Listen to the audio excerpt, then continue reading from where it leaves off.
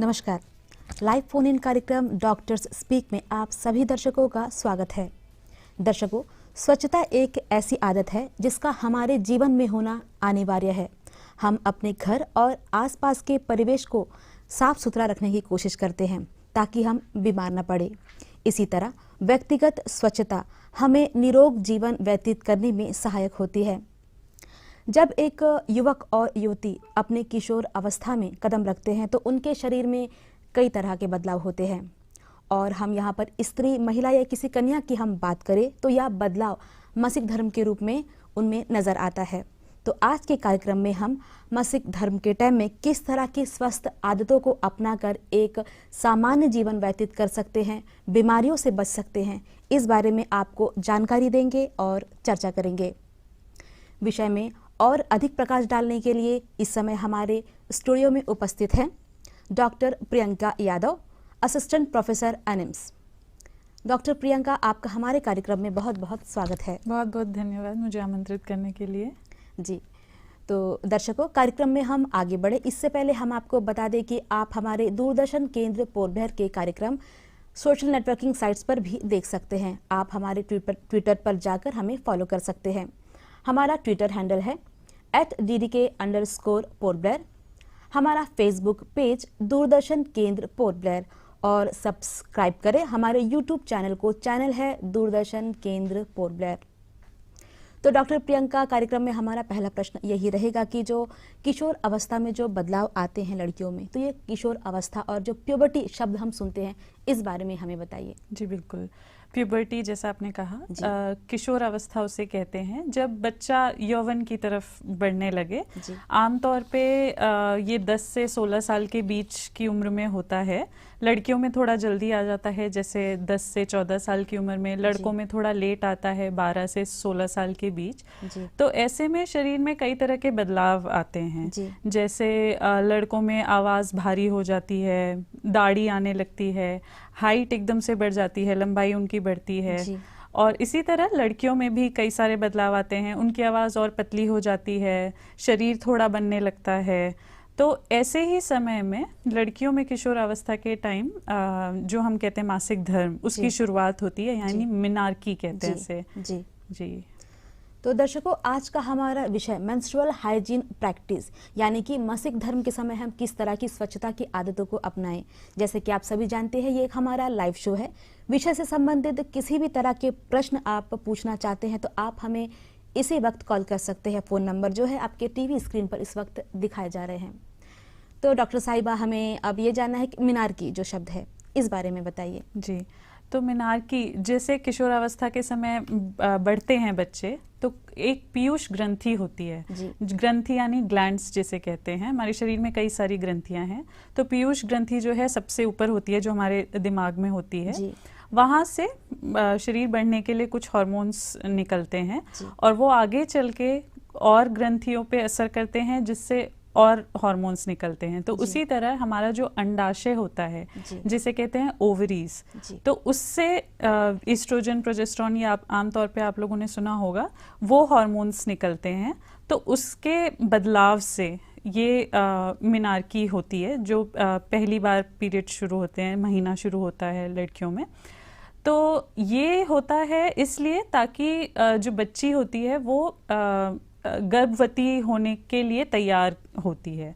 तो इसका मतलब ये नहीं है कि तुरंत शादी करा दी जाए। आपने सुना होगा कई सारे गांव होते हैं जहाँ पे महीना आते ही बच्चियों की शादी करा देती हैं। तो इसका मतलब ये नहीं है कि ये शादी करा दी जाए, जो एक बहुत गलत बात है। जी बिल्कुल, क्योंकि पूरी तरह से शारीरिक और मानसिक रूप से बच्ची तभी तैयार होती है जब 18 साल की उम्र कम से कम हो जाए। तो ये मिनार्की जो है, ये गर्भ ठहरने के तैयारी के लिए शुरू होती है। तो इसमें हार्मोन्स की वजह से क्या होता है कि एक साइकिल, मेंस्ट्रुअल साइकिल जो होता है, जो मासिक धर्म, क्योंकि ये बार बार आता है, तो इस दौरान पे कई सारे बदलाव होते हैं। तो जो बच्चादानी होती है उसमें परत चढ़ती है। जो जब शुक्राणु और अंडा ये जब मिल के इनका निषेचन हो, फर्टिलाइजेशन जिसे कहते हैं, अगर वो हो तब बच्चा ठहरता है और उसके पोषण के लिए, उसके ठहराव के लिए ये परत बनती है। पर जब शुक्राणु नहीं होता है तो अंडा बाहर निकलने को होता है और वो अपने साथ साथ ये जो परतें हैं ये निकालता है। तो ये महीने के रूप में ब्लीडिंग जो होती है, जो खून आता है, वो यही परत निकलती है। ये है मासिक धर्म का चक्र के बारे में आप बता रही हैं? जी। अच्छा। जी, तो मासिक धर्म का चक्र जो है आम तौर पे जैसे 28 दिन का होता है और 5 दिन तक महीना होता है आमतौर पे, वरना रेंज होता है इसका। कुछ लोगों में कम समय पे आ जाता है, कुछ लोगों में ज़्यादा समय पे आ जाता है, कुछ लोगों में कम दिन तक खून बहता है, कुछ लोगों में ज़्यादा होता है। तो आमतौर पे जैसे जब शुरुआत होती है इसकी तो 21 से 34 दिन तक का साइकिल होता है। 21 दिन पे भी आ सकता है, सबके अलग अलग, शरीर सबका अलग होता है, बनावट सबकी अलग होती है, तो ये वेरी करता है 21 से 34 साल। और दिन भी जैसे नॉर्मल जो होता है जिसे मानते हैं वो 3 से 7 दिन होता है। 3 से कम हो तो उसको हम 3 से कम हो या 7 या 10 दिन ज़्यादा हो तो हम फिर जांच कराने को कहते हैं। और ये जो आपने कहा 3 दिन, 3 दिन हो या 7 दिन से ज़्यादा हो, ये सामान्य बात होगी कि ऐसे समय में डॉक्टर की सलाह ज़रूरी होती है? जी बिल्कुल, जैसे 3 से कम हो अगर या 7 से ज़्यादा हो तो हम डॉक्टर की सलाह ज़रूर लेनी चाहिए, क्योंकि कई सारे कारण हो सकते हैं। ये कहते हैं 3 से कम हो तो बिल्कुल ही कम हो रही है, उम्र के साथ साथ तो कम होता रहता है, बट शुरुआत में नहीं होता है आमतौर पे। तो 2 या 2 से कम दिन हो तो जांच करानी चाहिए। उसी तरह 7 से ज़्यादा हो तो भी जांच करानी चाहिए। और ये क्या ज़रूरी है कि पीरियड्स हो तो पेन होगा? क्योंकि सभी महिलाओं को अलग अलग तरह के सिम्टम्स होते हैं। किसी को कमर में मरोड़ दर्द होती है, पेट में मरोड़, किसी को पैरों में, किसी को हेडेक, जो माइग्रेन की इश्यूज उस समय शुरू हो जाते हैं। ये किस लिए? जी, तो मैम ये क्वेश्चन को हम बाद में डिस्कस करेंगे। एक कॉलर हमसे जुड़ चुके हैं। हेलो हेलो हेलो जी, नमस्कार। हेलो नमस्कार जी, प्रश्न बताइए मैम, क्या जानना चाहती हैं आप?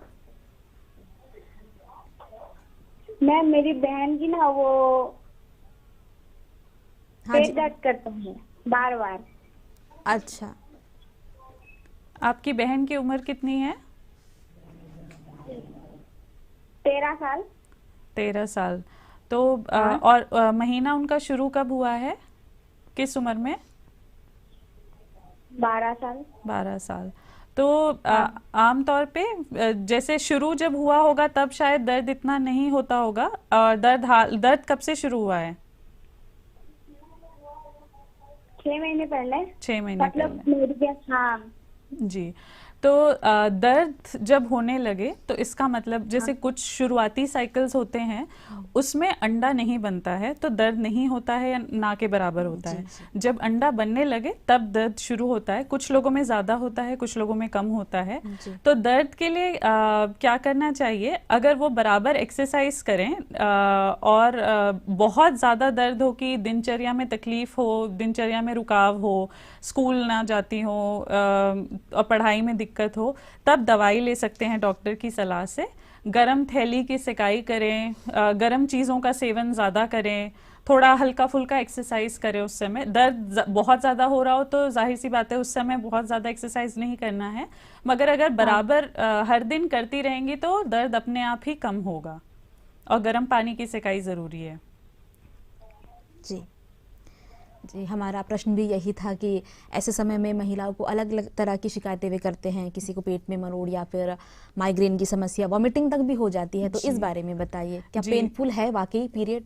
पेनफुल होता है, कुछ लोगों को बहुत ज़्यादा होता है। तो एक अगेन इसमें हार्मोन का ही खेल है। एक हार्मोन है प्रोस्टाग्लैंडिन जी, तो उसकी वजह से ये दर्द होता है। और जो मरोड़ आप कहते हैं ना, जो जब परत निकलनी होती है योनि से, योनि मार्ग से परत निकलती है जब, तो बच्चादानी सिकुड़ता है उसको निकालने के लिए, तो वो जो सिकुड़न होती है उसकी वजह से दर्द होता है। तो कुछ लोगों में पता भी नहीं चलता है, कुछ लोगों में बहुत ज़्यादा होता है।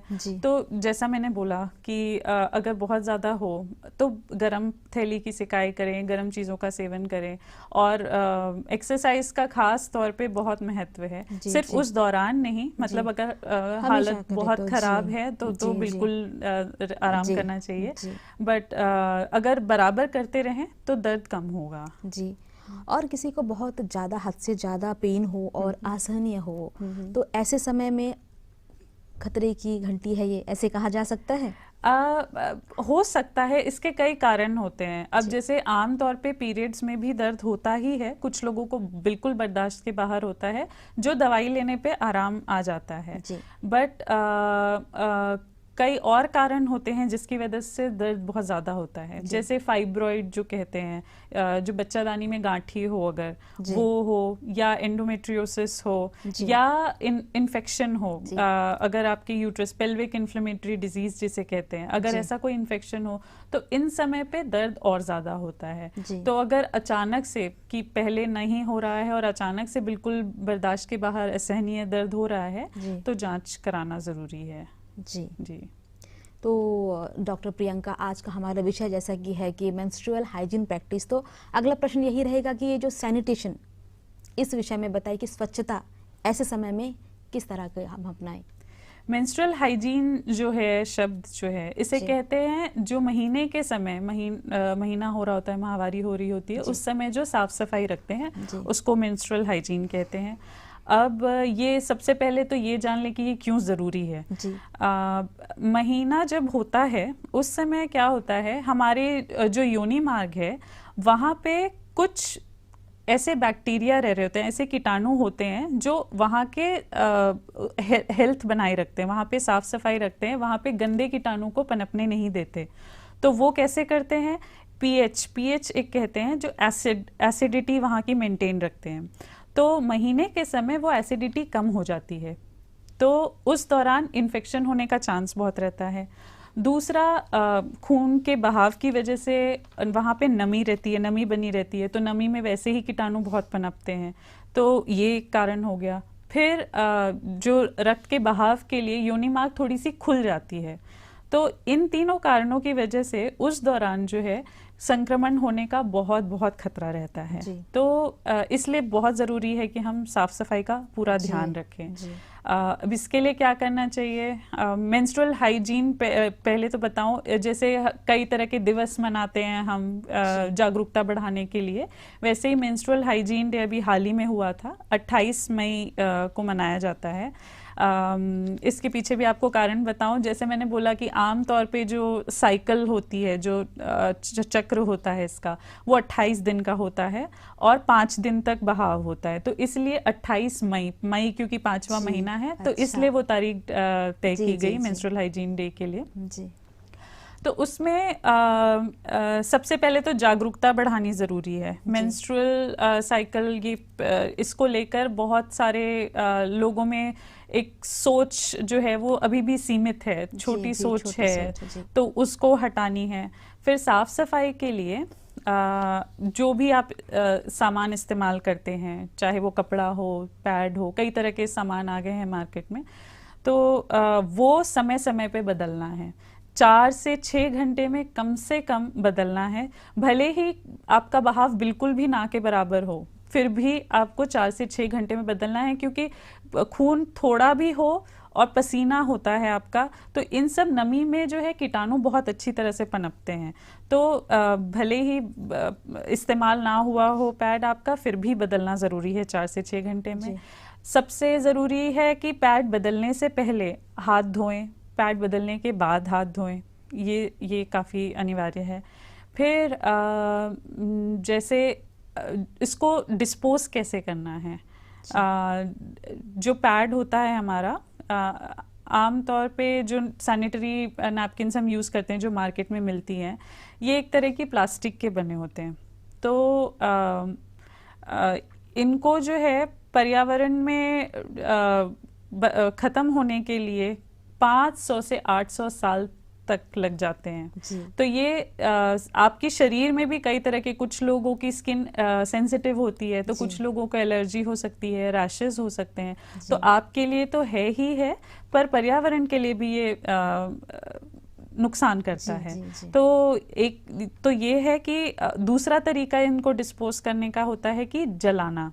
तो जब जलाते हैं उससे भी कई तरह के नुकसानदायक पदार्थ निकलते हैं। तो बट फिर भी उससे थोड़ा कम नुकसान होता है इसके मुकाबले।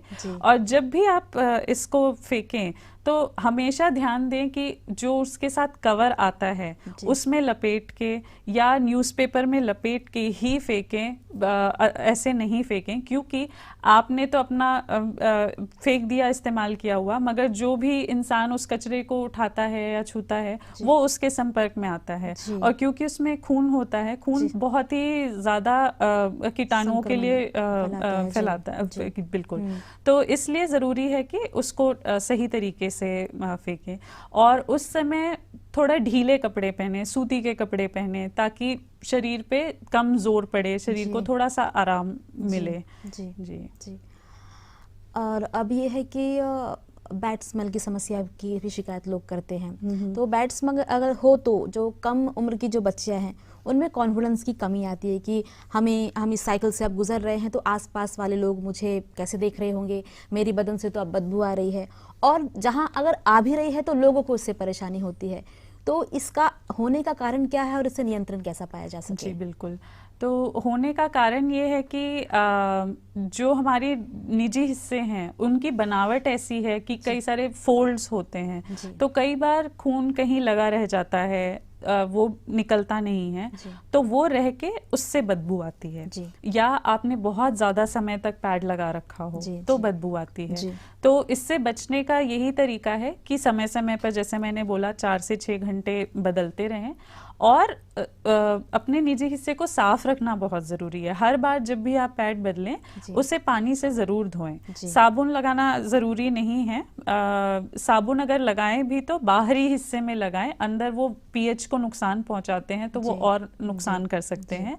और जब धोना भी हो तो धोने का जो तरीका है, आगे से पीछे की तरफ धोएं, क्योंकि पीछे आपका मल द्वार होता है, तो वहां से इन्फेक्शन, संक्रमण होने का बहुत खतरा रहता है। तो हमेशा धोते वक्त इस बात का भी ध्यान रखें कि पहले तो आपके हाथ भी साफ हों और सामने से पीछे की तरफ धोएं। जी। तो अगर ये सफाई रखेंगे तो बदबू नहीं आएगी। बहुत ही मतलब अच्छे से हैंडल करना, क्योंकि बहुत सेंसिटिव एरिया होता है बॉडी का। आजकल मार्केट में कई सारे ऐसे वॉश आते हैं, वी वॉश वगैरह, कई सारी चीजें हैं, तो वो अगर सही तरीके से इस्तेमाल बाहरी हिस्सों में ठीक है, मगर अगर वो अंदर योनि के अंदर लगता है तो वो नुकसान करता है।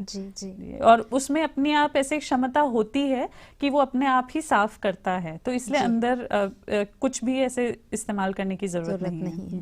जी। तो doctor Priyanka, menstrual hygiene practice, इस टर्म को आप अपने शब्दों में कैसे डिफाइन करेंगे? मेंस्ट्रुअल हाइजीन प्रैक्टिस वही जो आदतें हम बनाते हैं, जो साफ सफाई बनाए रखे। तो ऐसे में समय समय पे पैड बदलना, अपने आप को हमेशा उस लिए तैयार रखना, क्योंकि कई बार साइकिल ऊपर नीचे हो जाती है। तो कभी आप बाहर हो, आपको लग रहा हो कि शायद हफ्ते भर बाद आए या जो भी, और पहले आ जाए, तो ऐसे के लिए हमेशा अपने बैग में एक पैड रखना चाहिए। और ये भी ध्यान रखें कि जो पैड रखते हैं बैग में वो भी कवर होना चाहिए, खुला नहीं रखना चाहिए, क्योंकि उससे भी संक्रमण हो सकता है। ये इस बात का ध्यान देना बहुत जरूरी है।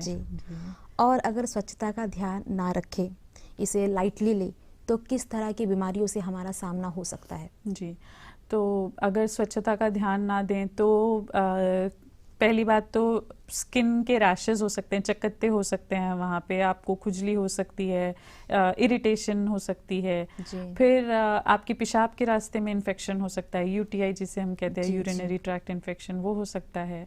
और अगर बार बार इन्फेक्शन होता है तो ये कई बार इनफर्टिलिटी भी कर देता है, कि मतलब आपके आगे बच्चा होने में भी तकलीफ हो सकती है। तो ये सारे नुकसान हैं अगर साफ सफाई ना रखें। जी। तो आपने कहा इनफर्टिलिटी भी हो सकती है, तो ऐसे में परिवार वालों की यह जिम्मेदारी होती है कि बच्चियों को पहले से ही इस बारे में जागरूक करें। तो अगर जागरूकता की बात हम करें तो एक माँ बहनें जो घर पे है और जो बच्चियां अब तैयार हो रही हैं इस चक्र में आने में, तो उनकी क्या जिम्मेदारी होनी चाहिए, किस तरह की बातें उन्हें समझाना चाहिए? जी, सबसे पहले तो हमारी सोच बदलनी है, समाज की सोच बदलनी है इस चीज़ को लेके, क्योंकि ये एक कुदरती प्रक्रिया है, इसमें कोई शर्मिंदगी महसूस करने वाली बात नहीं है।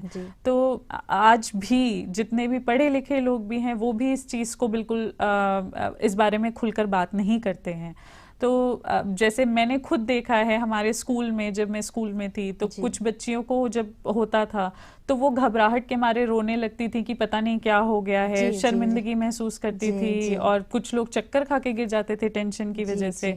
तो ये सारी चीजें आप अपने बच्चे को उस तनाव से क्यों चाहते हैं कि वो गुजरे उस तनाव से? तो बहुत ज़रूरी है, क्योंकि जैसा मैंने कहा 10 से 16 साल की उम्र में आमतौर पे ये शुरू होता है, तो 8-9 साल तक आप अपने बच्चों को बिल्कुल बताएं कि ऐसा होता है, क्यों होता है, ऐसा हो तो क्या करना चाहिए। और सबसे ज़रूरी है कि जो घर की महिलाएं हैं उनको वो कॉन्फिडेंस में रखें अपने बच्चों को, कि बच्चा इतना कंफर्टेबल महसूस करे कि वो बात कर पाए घर पे इस बारे में खुल के।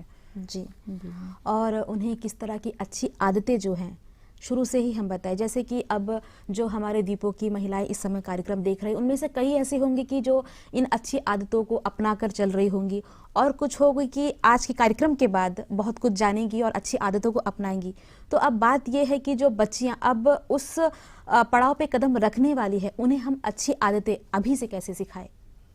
उनको यही बताना जरूरी है कि पहली बात तो ये क्यों होता है, क्यों जरूरी है, और इस अगर ये हो तो किन बातों का ध्यान रखना चाहिए। साफ सफाई, समय समय पे पैड बदलना, किस तरह से पैड का इस्तेमाल करना।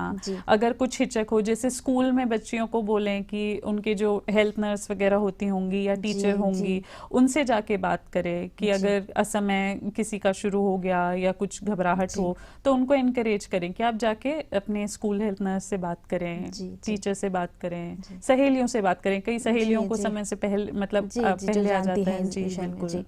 तो पैड्स की बदलने की जो टाइमिंग है इस बारे में बताइए। ये 4 से 6 घंटे हैं आमतौर पे। 4 से 6 घंटे से ज़्यादा नहीं रखना चाहिए, भले ही इस्तेमाल हुआ हो नहीं हुआ हो।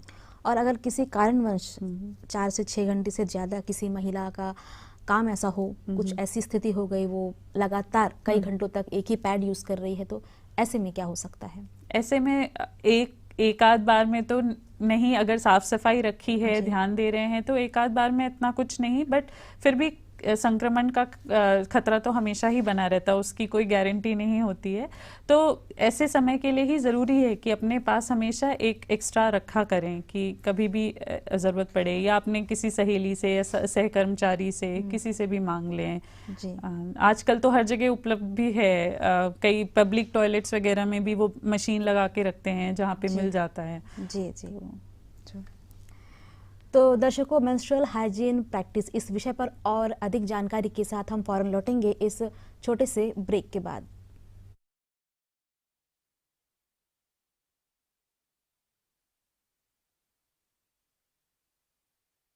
इस बार बेस्ट एम्प्लॉय का अवार्ड मिलता है मिस्टर अजय को।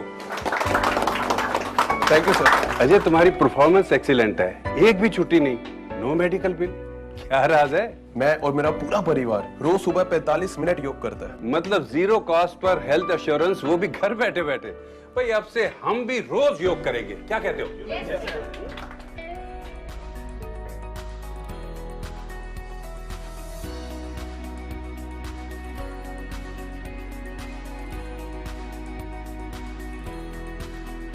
योग के नियमित अभ्यास से कार्यालय संबंधी तनाव कम होता है तथा इसके नियमित अभ्यास से कार्यालय कर्मचारियों का स्वास्थ्य संवर्धन भी होता है।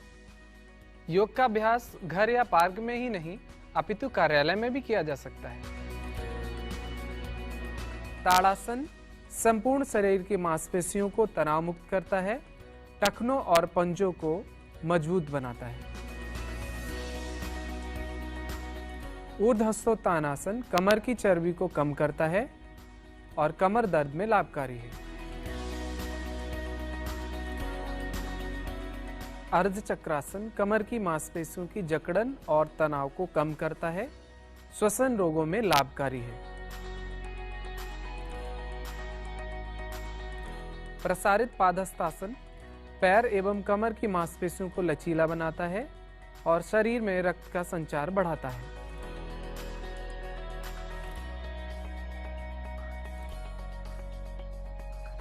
कटी चक्रासन या चेयर ट्विस्टिंग पाचन शक्ति को बढ़ाता है और कब्ज को दूर करने में सहायक है।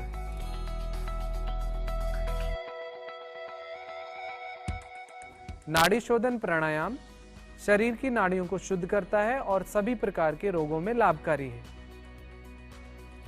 भ्रामरी प्राणायाम तनाव को दूर करता है और निद्रा से संबंधित रोगों में लाभकारी है। ध्यान हमें सकारात्मक बनाता है और एकाग्रता बढ़ाता है। हर रोज नियमित रूप से योग करने से कार्टिसोल का प्रमाण कम हो जाती है, बीपी और सारे मैनेजमेंट हो जाते हैं। आजकल योग जरूरत बन गई है। योग करे, निरोगी रहे, अपने कामकाज में हर्ष के साथ काम करे। तो याद रहे 21 जून 2022 को आपके निकटतम योग केंद्र में जाकर सामूहिक योग प्रदर्शन में भाग लीजिए और इस संदेश को जन जन तक पहुंचाइए। ब्रेक के बाद आप सभी दर्शकों का कार्यक्रम में स्वागत है। दर्शकों, इस समय आप दूरदर्शन केंद्र पोर्ट ब्लेयर में देख रहे हैं कार्यक्रम डॉक्टर स्पीक, जो कि एक लाइव कार्यक्रम है और आज का हमारा विषय है मेंस्ट्रुअल हाइजीन प्रैक्टिस। विषय में अधिक जानकारी देने के लिए इस समय हमारे स्टूडियो में उपस्थित है assistant professor AIIMS doctor Priyanka Yadav.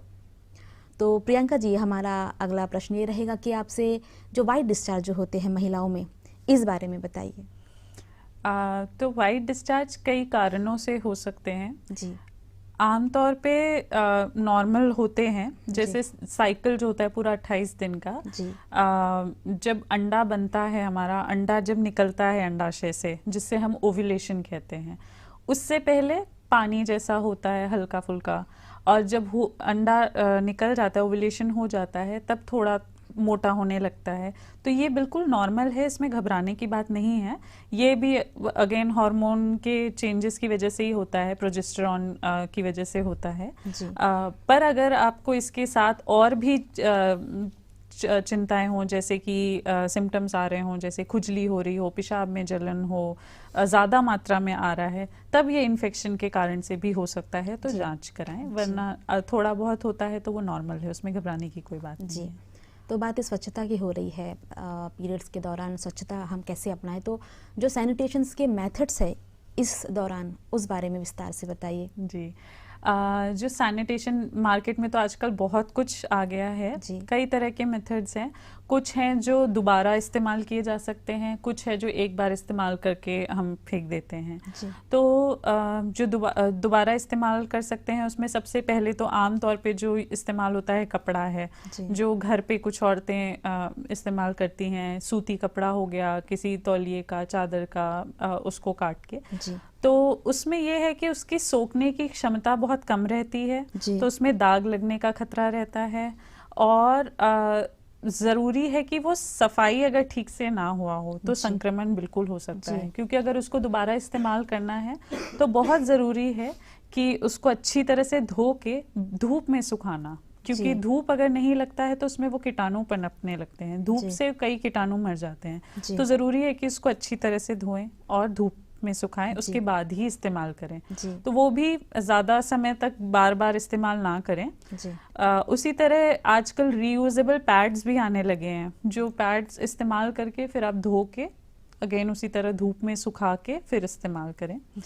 फिर एक मेंस्ट्रुअल कप आता है, जो कप की शेप में होता है, जिसे आप योनि में डालते हैं अंदर।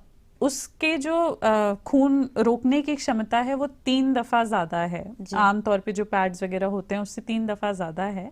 और उसमें दाग लगने का भी खतरा नहीं रहता है।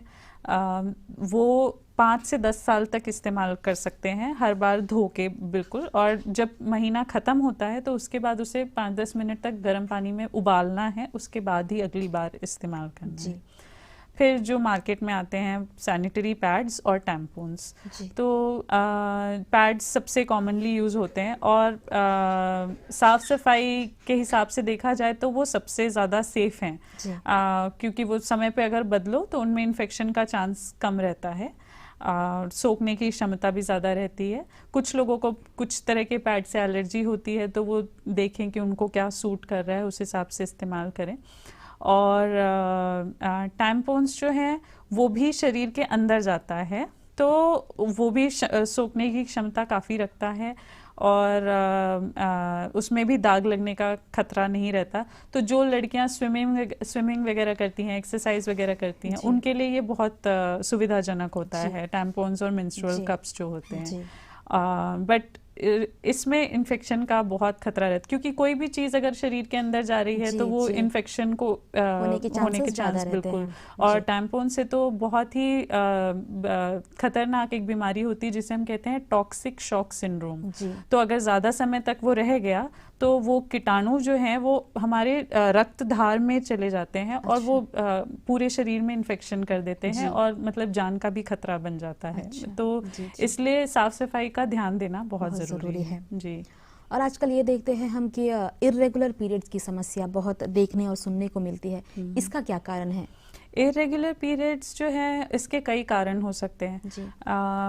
कभी कभी तो देखते हैं जैसे बच्चों के एग्जाम्स आ रहे होते हैं, उस समय स्ट्रेस की वजह से या तो कुछ लोगों के पहले आ जाते हैं या कुछ लोगों के बाद में होते हैं। कहीं आप ट्रैवल कर रहे होते हैं तो भी थोड़ा बहुत 2-3 दिन ऊपर नीचे हो जाता है, विच इज़ नॉर्मल, उसमें घबराने की कोई बात नहीं है। बट जो आपका रहन सहन है, खाना पीना है, उस पे भी बहुत डिपेंड करता है। फिर कई मेडिकल कारण हो सकते हैं, जैसे कि अगर आपको कोई हार्मोनल इम्बैलेंस हो, कोई थायराइड की बीमारी हो, शुगर हो, या आपकी गायनोकोलॉजिकल कुछ बीमारी हो जी, जैसे गांठ हो जाए या ऐसे कुछ इशू हो, पीसीओडी हो जाए, तो ऐसे में वो इरेगुलर हो सकता है जी। और इरेगुलर जब है, आप एक्सरसाइज, आप ये कह सकते हैं कि ऐसे समय में एक्सरसाइज करना चाहिए? जी बिल्कुल, एक्सरसाइज का एक्चुअली बहुत महत्व है। मैं काफ़ी जोर देना चाहूँगी इस बात पे। अगर समय पे एक्सरसाइज करते हैं उससे बहुत सारा फायदा होता है। जैसे जो रक्त वाहिनियाँ हैं हमारी, जिसमें हमारा खून बहता है, वो थोड़ा खुल जाते हैं। तो अगर बराबर एक्सरसाइज करते हैं तो जो रक्त का बहाव है वो आराम से होता है, तो दर्द कम होता है।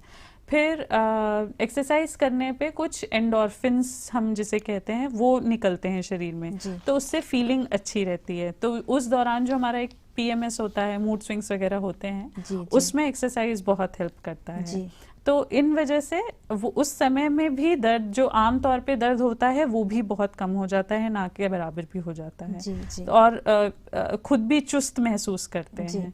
तो इसलिए एक्सरसाइज बहुत ज़रूरी है जी। तो एक्सरसाइज इतना महत्व रखता है, तो ये एक्सरसाइज किस फॉर्म में हो? व्यायाम के तरीके से हम करें, हम वॉकिंग करें, ब्रिस्क वॉक करें, किस तरह से हो ये एक्सरसाइज? ब्रिस्क वॉक तो करना ही चाहिए, कम से कम ब्रिस्क वॉक हो। जो जब महीने का समय चल रहा होता है तब आप अपने हिसाब से बहुत ज़्यादा विग्रेस, बहुत ज़्यादा ऐसा कुछ जोर लगा के नहीं करना चाहिए।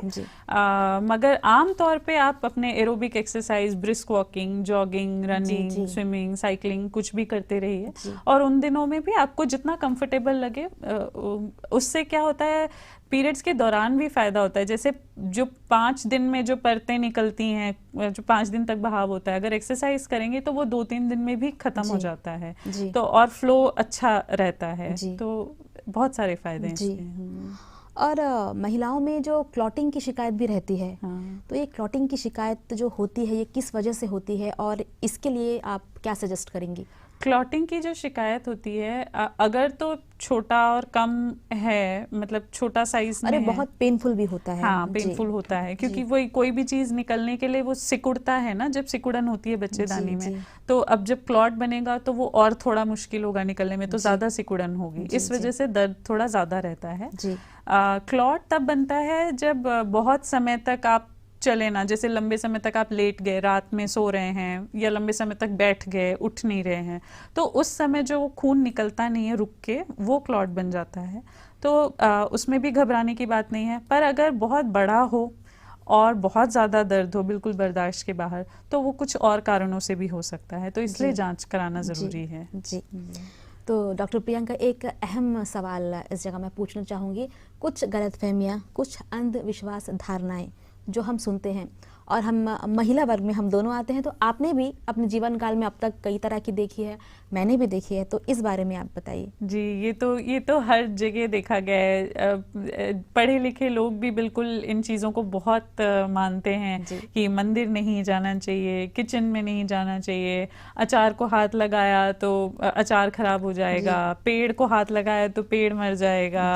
इसे ऐसा कहते हैं कि जैसे ये कोई शरीर की गंदगी निकल रही है। तो ये सोच बहुत गलत है, क्योंकि ये तो एक कुदरती प्रक्रिया है, बल्कि जिसकी खुशी मनानी चाहिए, क्योंकि इसका होने का मतलब है कि आगे चल के एक बालिका जो है संपूर्ण रूप से स्त्री बन रही है। बिल्कुल, तो ये खुशी का कारण है, बट इसको हमने ऐसा बना दिया है कि मतलब लोग शर्मिंदगी महसूस, बिल्कुल शर्मिंदगी महसूस। तो ये सारी गलत धारणाएं, कहते हैं कि नहाना नहीं चाहिए इस समय। ये है कि जब आप पानी डालते हैं शरीर में तो कुछ समय के लिए रक्त का बहाव कम हो जाता है, बट उससे कोई नुकसान नहीं होता है, उससे कोई फर्क नहीं पड़ता है, बल्कि उस समय तो साफ सफाई और ज्यादा जरूरी है। तो कम से कम एक बार तो नहाना ही है। तो उस समय ये भी कहते हैं कि सर से नहीं नहाना है, नहाना नहीं है, ये बहुत सारी चीजें होती है ना।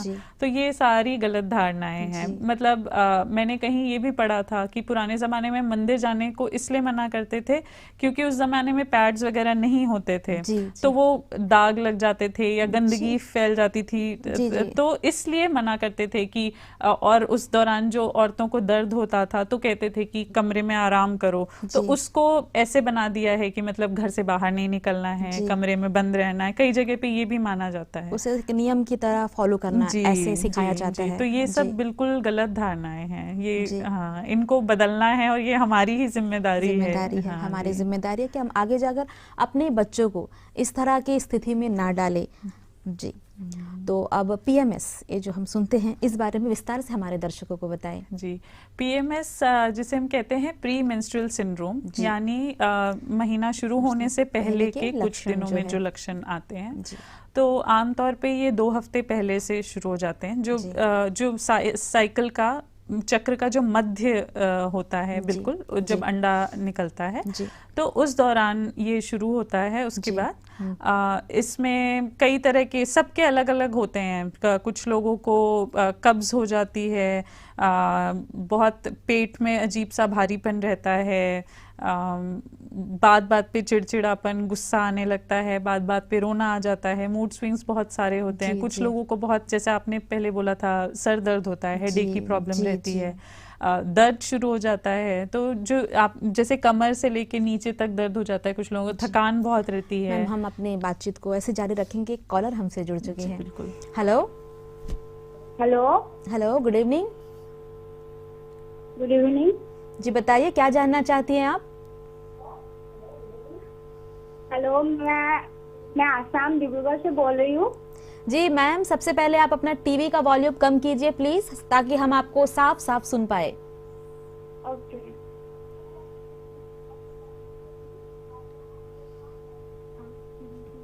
जी बताइए, क्या जानना चाहती हैं आप?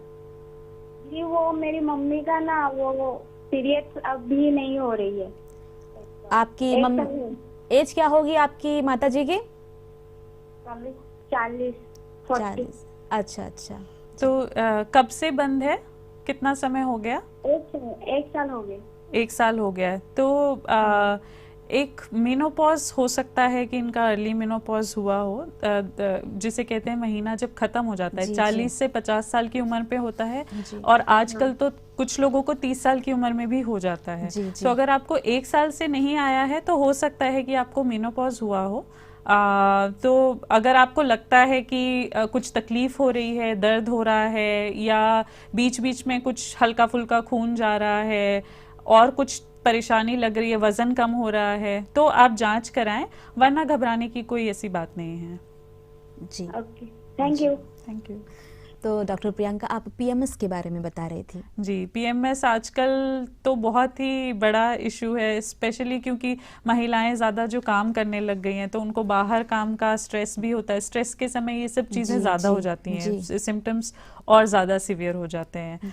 तो इससे जो लाइफ की क्वालिटी है वो थोड़ा सा कम हो जाती है। में जो बदलाव आता है उस बारे में भी बोल रही थी। बिल्कुल, तो चिड़चिड़ापन रहता है, मन खराब रहता है, बेवजह रोना आता है, गुस्सा आता है। अच्छा। तो आपने भी महसूस किया होगा, ये सभी को होता है। तो ऐसे में ज़रूरी है कि जो घर के लोग हैं, जैसे कई सारे इन पे चुटकुले बनते हैं ना कि महिलाओं को कोई भी दिक्कत हो तो वो इसी पे इल्जाम डाल देते हैं। तो पर ये वाकई में ये एक वास्तविकता है जो असर डालती है। तो इसलिए ऐसे समय में ज़रूरी है परिवार वालों को थोड़ा समझें और प्यार से रखें। और खुद के लिए भी, जैसा मैंने बोला, अगर बराबर आप एक्सरसाइज करते हैं, इस टाइम पे योगा करें, मेडिटेशन करें, तो ये सब चीज़ों पे ध्यान देने से वैसे ही सिम्टम्स कम होते हैं। नींद पूरी करना बहुत ज़रूरी है। जो सर दर्द होता है, सिम्टम्स होते हैं, अगर नींद पूरी नहीं होता है तो भी ये सिम्टम्स ज़्यादा होते हैं। तो नींद भी सही रखना है, खाना पीना सही रखना है। और रहन सहन का बहुत फ़र्क पड़ता है। रूटीन अगर नहीं है, खाने में आप बाहर की चीज़ें ज़्यादा खा रहे हैं, सॉफ्ट ड्रिंक्स वगैरह ले रहे हैं, जो भी स्वीट एंड जो मीठे वाले ड्रिंक्स होते हैं वो अगर ज़्यादा ले रहे हैं, तो इन सब से ये सिम्टम्स ज़्यादा होते हैं। तो डॉक्टर प्रियंका, आपने बताया कि इन दिनों में जो पीरियड्स जो है 9 से 13 साल की बच्चियों को हो जाता है और कुछ लोगों को बहुत देरी से होता है, क्या एक सामान्य बात है? और जैसा कि अभी आपने कहा कि रहन सहन वो एक अहम भूमिका निभाता है इसमें। बिल्कुल बिल्कुल। इवन जैसे खाने पीने का, नॉनवेज अगर खाते हैं तो उन लड़कियों में जल्दी आ जाता है। अगर बहुत ज़्यादा स्ट्रेस लेते हैं, टेंशन लेते हैं तो जल्दी आ जाता है। तो इन चीज़ों का बहुत फ़र्क पड़ता है। बाकी बनावट भी सबकी अलग अलग होती है। कुछ लोगों की, जैसे माँओं का होता है, उनकी माँ में अगर जल्दी आ गया होता है तो बच्चियों में भी जल्दी आ जाएगा। तो इन चीज़ों का भी फ़र्क पड़ता है। जी। तो जैसे कि हमारे कॉलर ने अभी मेनोपॉज के बारे में आपसे प्रश्न किया था, तो हम अब जानना चाहेंगे कि आप हमारे दीपों के बहनों को बताइए कि मेनोपॉज जो है वो होता क्या है, इस बारे में विस्तार से बताएं। जी, मेनोपॉज होता है, जो पॉज वर्ड है, पॉज यानी रुकना। तो मेनोपॉज मतलब महीना रुक जाता है। ये उम्र के साथ साथ होता है। इसमें भी वही जो हार्मोन्स हैं, ईस्ट्रोजन, प्रोजेस्टेरॉन, ये इनकी मात्रा जब कम होने लगती है तो ये अपने आप बंद हो जाता है। और एक बार मेनोपॉज हो तो उसके बाद बच्चा नहीं हो सकता। तो ये इस दौरान भी बहुत सारे बदलाव आते हैं आपके शरीर में। हॉट फ्लैशेस कहते हैं कि चेहरा बिल्कुल ऐसे गर्म सा लगने लगता है, पसीना आता है, रात के समय पसीना आता है, नींद खराब होती है, नींद सही से नहीं आती है। तो बहुत ज़्यादा मूड स्विंग्स होते हैं, क्योंकि ये सारा मूड जो है, ये सारी ग्रंथियों से जितने भी हार्मोन्स निकलते हैं सब वही करते हैं ऊपर नीचे। तो इसलिए इस समय पे भी अगर बहुत ज़्यादा कुछ दवाइयाँ आती हैं, कुछ लोगों का बहुत ज़्यादा सिम्टम्स आते हैं, तो वो डॉक्टर की सलाह से दवाई लें तो उनको फ़र्क पड़ता है। तो ये मेनोपॉज में ये सारे सिम्टम्स आते हैं। और आजकल बहुत जल्दी भी, जिसे हम अर्ली मेनोपॉज कहते हैं, कि 30 साल की उम्र में भी आ जाते हैं। तो वो भी रहन सहन, खाना पीना, सब इन चीज़ों पे निर्भर करता है। जी। आपने मूड स्विंग्स के बारे में बताया। मेनोपॉज जैसा हो जाता है तो ये जो बदलाव आता है हमारे मूड में, ये हमेशा रहता है कि कभी कभी कम ज़्यादा ऐसा होता है? और इसे नियंत्रण करने के लिए मेडिटेशन या कुछ व्यायाम करना चाहिए? जी बिल्कुल। मेडिटेशन, व्यायाम, योगा, ये सब से बहुत फ़र्क पड़ता है। तो ये आम तौर पे जब एक बार मेनोपॉज हो जाता है कुछ महीनों में, फिर ये ठीक हो जाता है। बट उस दौरान कई लोगों को बहुत मुश्किल होती है। ये पीएमएस से भी ज़्यादा सीवियर सिम्टम्स आते हैं कुछ लोगों में।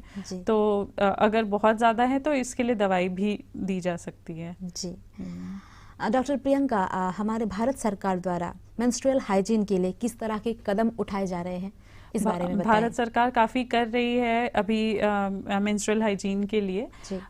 जैसे 2011 में एक मेंस्ट्रुअल हाइजीन स्कीम निकली थी, जिसमें जो गांव जैसे एरिया हैं जहाँ पे सैनिटरी पैड्स नहीं होते, उन जगह पे बिल्कुल ही कम दाम में, जैसे 1 रुपए का एक पैड, इतने सस्ते में वो फ्री डेज के नाम से पैड्स दे रहे थे, ताकि साफ सफाई रहें हमारी बहनें उन इलाकों में। फिर 2019 में एक नए तरीके का पैड आया है जिसका नाम है सुविधा।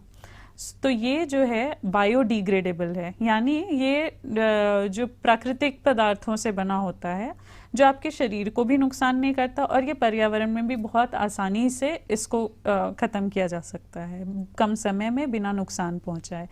तो ये इस बारे में लोगों को जानकारी बहुत कम है, और ये जन औषधि केंद्र जो होते हैं वहाँ पे मिलते हैं। और पहले तो 2.5 रुपए का था एक, क्योंकि इनकी बनावट में थोड़ा महंगा है ये, मगर उसको भी 1 रुपया कर दिया गया ताकि लोग और खरीदें इसको। तो और मार्केट में और भी तरह के ये प्राकृतिक पदार्थ से बने पैड्स आते हैं। तो मैं अपनी बहनों को सभी को यही रिक्वेस्ट करूंगी कि ये जो आमतौर पे जो प्लास्टिक वाले होते हैं उनको ना इस्तेमाल करके अगर आप ये इस्तेमाल करें, दाम उनका सेम ही होता है। अंडमान में शायद अभी मार्केट में नहीं है, पर ऑनलाइन ज़रूर मिल जाता है, कई सारे ब्रांड्स हैं इसके। तो ऑनलाइन अगर आप देखेंगे तो ये आपके लिए भी फ़ायदेमंद है और प्रकृति के लिए भी फ़ायदेमंद है। तो मैं अनुरोध करूँगी आप लोगों से कि इसका इस्तेमाल ज़रूर करें।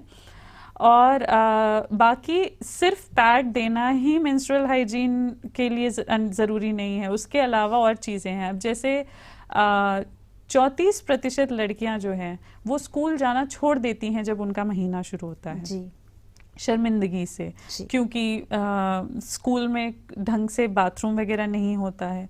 तो एक फ्री एजुकेशन का एक एक्ट है, उसके तहत जेंडर सेपरेशन कि लड़कों के लिए अलग बाथरूम, लड़कियों के लिए अलग बाथरूम, वो बनाया गया है ताकि लड़कियां हिचके ना बाथरूम का इस्तेमाल करने में। और कई जगह पे ये भी होता है कि बाथरूम बने होते हैं पर उनमें सुविधा ही नहीं होती, वो काम नहीं कर रहे होते, नल टूटा होता है, पानी नहीं आ रहा होता है, डस्टबिन नहीं होता है, साबुन नहीं होता है, तो बाथरूम हो के भी कोई फायदा नहीं है। तो इन चीज़ों का ध्यान देना ज़रूरी है। तो बाथरूम बने, जागरूकता फैलाएं। जैसे जितनी भी बच्चियां हैं उनमें केवल 27% ऐसी हैं जिनको महीना शुरू होने से पहले पता होता है कि ये क्या होता है, कैसे होता है और क्या करना चाहिए। बाकी को पता ही नहीं होता है।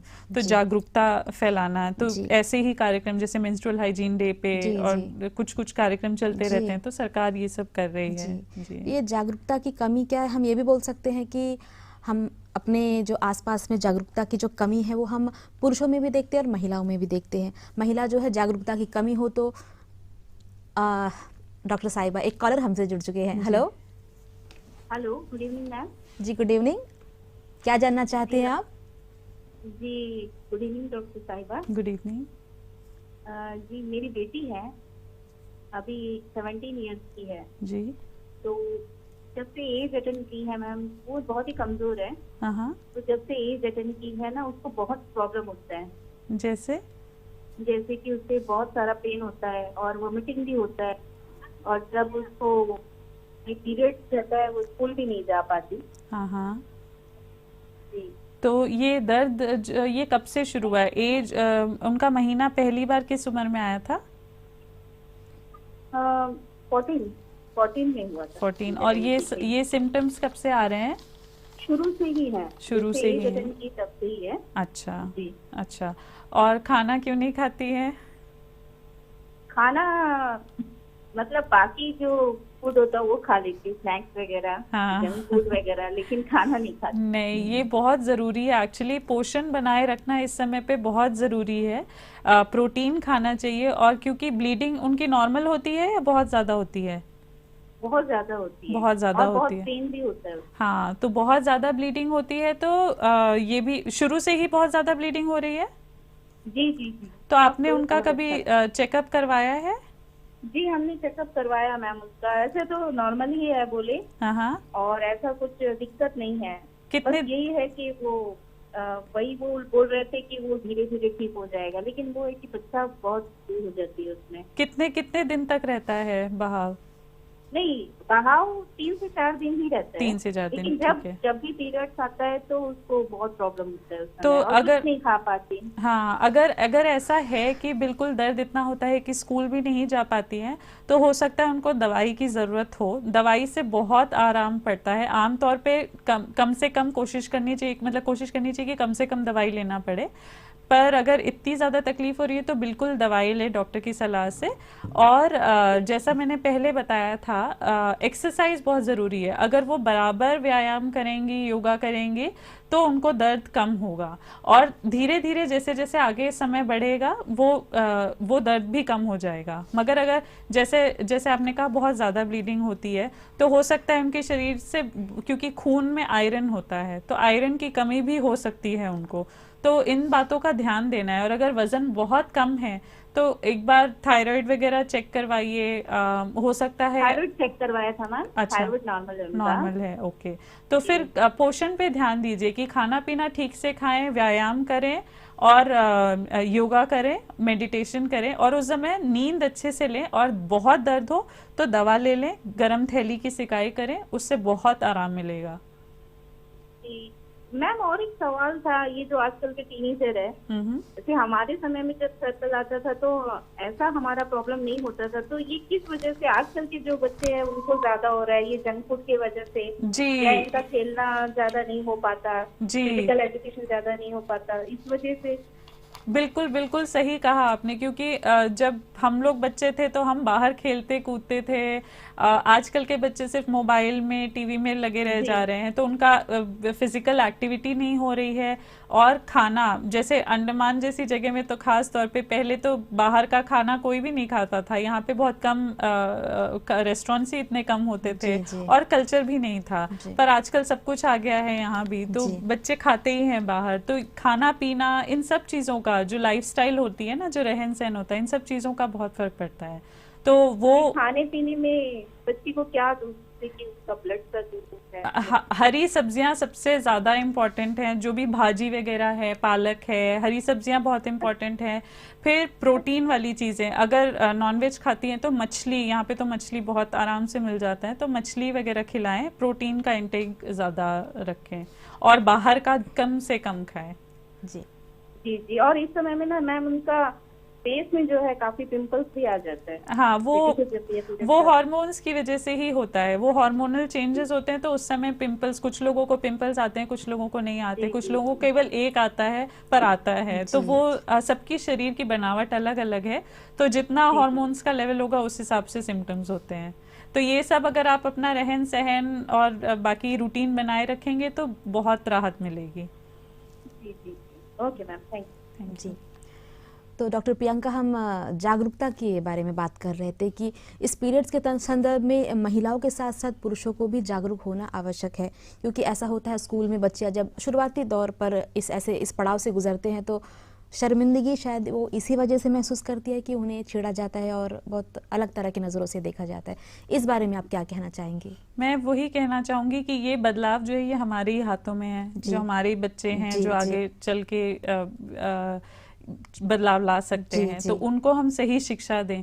लड़कों को भी हम बताएं कि ऐसे में मजाक नहीं उड़ाना है। अगर जैसे लड़कियों स्कूल में होता है कि दाग लग गया तो शर्मिंदगी महसूस होती है, फिर लड़के हंसते हैं, तो वो उस तरह के जो बिहेवियर होता है उनको डिस्करेज करना है। उनको बताना है कि आप कंफर्टेबल फील कराएं उनको कि कोई बात नहीं।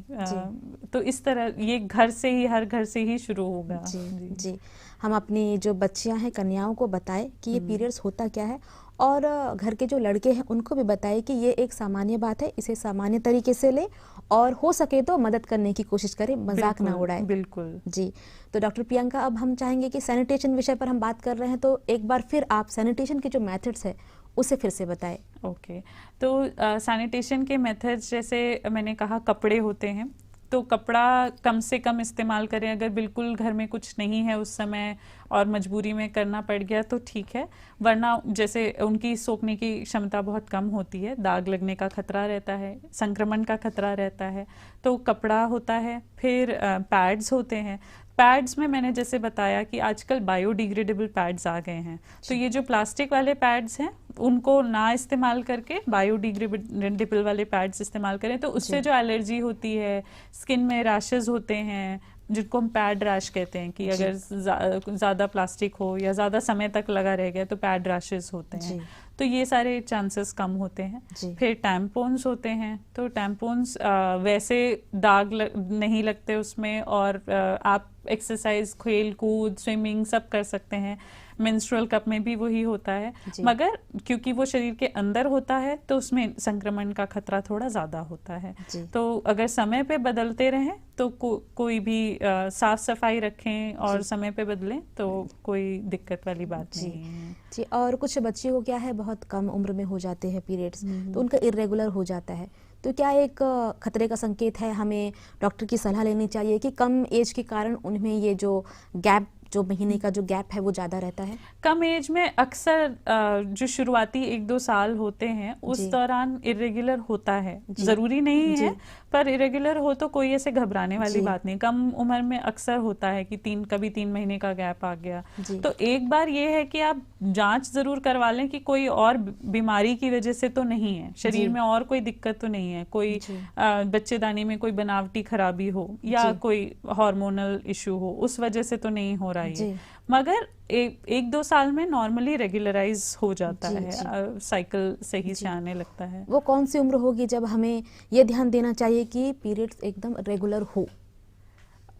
ऐसे कोई उम्र तो नहीं होती, पर जब महीना शुरू होता है पहली बार मेनार्की जो होती है, उसके 2 साल के बाद आमतौर पे रेगुलर हो जाता है। और ऐसे में ये भी रखें, जैसे आजकल तो बहुत सारे ऐप्स आ गए हैं, स्मार्टफोन वगैरह इस्तेमाल करते हैं बच्चे, तो ऐप्स आ गए हैं जो पीरियड के लिए ऐप्स होते हैं, तो उसमें जो है वो आपका साइकिल बताते हैं कि कितना, आप अगर जैसे आज पीरियड आया उसमें आपने मार्क कर दिया तो वो बताएगा आपको कि अगला आपका इतने दिन बाद आएगा, तो आप पहले से तैयार रख सकते हैं। और उसमें कई सारी चीज़ें होती हैं, उसमें जैसे आप अपना मूड स्विंग्स और सारी चीज़ें भी डाल सकते हैं। तो डॉक्टर प्रियंका, कार्यक्रम का वक्त हो चला है, संक्षिप्त में जाते जाते आप हमारी बहनों को क्या कहना चाहेंगी? मैं यही कहना चाहूँगी कि साफ सफाई बहुत ज़रूरी है। पहली बात तो अपनी सोच बदलें, इस चीज़ को एक खराबी या शर्मिंदगी वाली चीज़ मानने के बजाय इसके बारे में खुलकर बात करें अपने बच्चों से, चाहे लड़का हो लड़की हो, सबको एजुकेट करें ताकि वो इस बिहेवियर को बदलें, वो बदलाव लाएं समाज में। जो कई सारी धारणाएं बना रखी हैं कि मंदिर नहीं जाना, कुछ खाना पीना, छूना नहीं है, किचन में नहीं जाना, इन धारणाओं को मत मानिए और साफ सफाई रखिए, हर 4 से 6 घंटे में बदलते रहिए। उस दौरान सूती के कपड़े पहनिए, जो थोड़े ढीले हों, टाइट कपड़े मत पहनिए उस दौरान। अपना खाना पीना, एक्सरसाइज, ये सब बराबर रखें। और क्योंकि खून का बहाव होता है तो शरीर में आयरन की कमी हो सकती है, तो हरी सब्जियां, भाजी वगैरह ये सब बहुत ज़्यादा इनका सेवन करें और बायोडिग्रेडेबल पैड्स का इस्तेमाल करें। तो डॉक्टर प्रियंका, आप आज हमारे कार्यक्रम में आए और हमारे दीपों की बहनों को इतनी अच्छी अच्छी जानकारियाँ दी, उसके लिए आपका बहुत बहुत धन्यवाद। धन्यवाद आपका मुझे बुलाने के लिए। जी, हमें आशा है कि हमारे दीपों की बहनें जो है स्वच्छता का ध्यान रखती है और आज के कार्यक्रम को देखने के बाद और भी जागरूक हो गई होंगी। हमें आशा है कि वो आगे भी ऐसे ही स्वच्छता का ख्याल रखेगी, क्योंकि महिलाएं खुशहाल होंगी, स्वस्थ होंगी, तभी परिवार मजबूत बनेगा। तो चलते चलते हम अपने दर्शकों को बता दें, दूरदर्शन केंद्र पोलब्लर ये कार्यक्रम आप सोशल नेटवर्किंग साइट्स पर कैसे देख सकते हैं। तो आप हमारे ट्विटर हैंडल को फॉलो कर सकते हैं। हमारा ट्विटर हैंडल है @ddk_पोलब्लर। हमारा फेसबुक पेज दूरदर्शन केंद्र पोलब्लर और सब्सक्राइब करें हमारे यूट्यूब चैनल को, चैनल है दूरदर्शन केंद्र पोलब्लर। और इसके अलावा आप हमें कोई सुझाव देना चाहते हैं तो नोट कीजिए हमारा पता, दूरदर्शन केंद्र पोलब्लर, AIR रोड दिलानीपुर, हेडो पोस्ट 744102। इसके अलावा आप हमें ईमेल भी भेज सकते हैं। हमारा ईमेल आईडी है hopddk@gmail.com। तो दर्शकों, अगले अंक में ऐसे ही एक विषय के साथ आपसे हम पुनः मिलेंगे। तब तक आप सभी रखिए अपना ख्याल। नमस्कार।